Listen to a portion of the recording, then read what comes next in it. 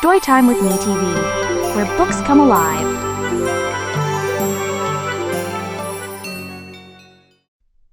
In a woodland dappled with golden light lived a hedgehog named Hugo. He wore round glasses, a little scarf, and a smile as gentle as moss. Everyone knew Hugo as the friend who always helped. If a mole's burrow collapsed, Hugo would dig. If berries were missing, Hugo would share his own. "Helping makes my heart hum," he often said, brushing his tiny paws on his vest. But one crisp morning, as leaves spun down like sleepy dancers, Hugo felt tired. Not the kind of tired a nap could fix, but a quiet ache in his heart. He sat on a tree stump, blinking slowly. "Maybe I'll just take a little walk," he whispered. Not to fix or fetch, but just to be. The forest rustled softly as Hugo walked. His quills brushed golden leaves, and the path curved like a lullaby beneath his feet. For once, he didn't rush. By an old oak tree, Hugo saw something lovely, a nest made of leaves and feathers and soft green moss. It looked empty and inviting. He stepped closer, sniffed the air, and climbed gently inside. The nest cradled him like a hug. "Just a moment," he murmured, eyes fluttering closed. Soon, there was a rustle. Junie the rabbit peeked in. "Hugo, are you okay?" she asked. "Just resting," he replied. "That's good," she smiled.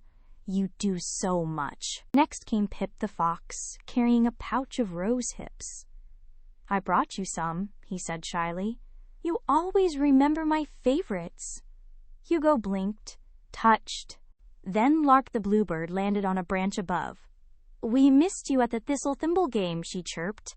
"But I'm glad you're here.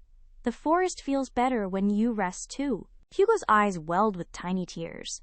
"I didn't think resting was helping," he said. "It is," whispered Junie. "You taught us that kindness includes taking care of yourself." The wind carried their words like a song through the leaves. Hugo's breathing slowed. He realized he was still helping, just in a softer, quieter way. The sky began to blush with sunset, and the nest glowed golden. Hugo curled in, the rose hips by his side, surrounded by warmth and love. For the first time in a long while, he let himself be still. No running, no fixing, just resting and receiving. He watched the clouds drift like slow balloons. "Even trees get to rest in winter," he whispered. "Maybe I can too." As stars began to peek through, Hugo's heart felt lighter. The tiredness was still there, but so was something new, peace. A breeze brushed his cheeks, and Hugo pulled his scarf a little tighter. "Thank you," he said, to the forest, to his friends, to the quiet itself. Junie left a sprig of lavender beside the nest. Pip tucked in a leaf quilt. Lark sang one soft note before fluttering off. The forest whispered its approval. Even the moon rose slowly, as if not to wake him. Hugo's quills relaxed one by one. All around him, tiny lights began to blink, fireflies dotting the dusk, a lullaby in glowing gold. Hugo smiled in his sleep. He didn't dream of to-do lists or errands. He dreamed of soft nests and warm tea and friends who stayed close. And in that dream, he wasn't the one helping. He was simply held.